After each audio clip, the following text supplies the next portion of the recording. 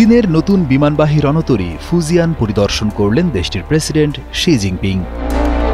এই যুদ্ধজাহাজটি অন্যান্য সাধারণ জাহাজের মতো নয়, কারণ এটি চীনের প্রথম বিমানবাহী রণতরী যাতে অত্যাধুনিক তড়িৎচৌম্বকীয় ক্যাটাপল্ট প্রযুক্তি ব্যবহার করা হয়েছে।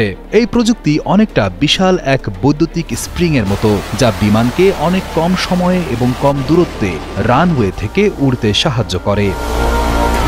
চীনে ব্যবহার করা এই তড়িৎ চুম্বকীয় ক্যাটাপল্ট আমেরিকা প্রথম সামরিক রণতরীতে ব্যবহার করা শুরু করে ২০১৭ সাল থেকে। ১৯৫০ সাল থেকে আমেরিকা যে স্টিম ক্যাটাপল্ট বা বাষ্পচালিত ক্যাটাপল্ট ব্যবহার করত তা বাতিল করে ২০১৭ সালে প্রথম নতুন ইলেকট্রোম্যাগনেটিক ক্যাটাপল্ট প্রযুক্তি রণতরীতে ব্যবহার শুরু করে।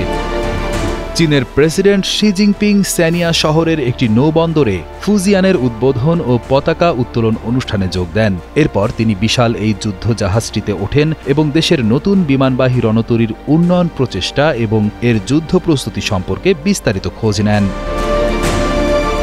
ফুজিয়ান হল চীনের তৃতীয় বিমানবাহী রণতরী এবং এটি পূর্বাঞ্চলের ফুজিয়ান প্রদেশের নামে নামকরণ করা হয়েছে। প্রেসিডেন্ট শি জিনপিং জাহাজটির পাইলট এবং সহায়ক কর্মীদের সাথেও কথা বলেন। তিনি তাদের পেশাগত দক্ষতা এবং যুদ্ধের ক্ষমতা ক্রমাগত বাড়ানোর জন্য উৎসাহ দেন। পরীক্ষামূলক উড্ডয়নের জন্য অনেক সাহসের প্রয়োজন। আপনারা যা করছেন তা সত্যি অসাধারণ।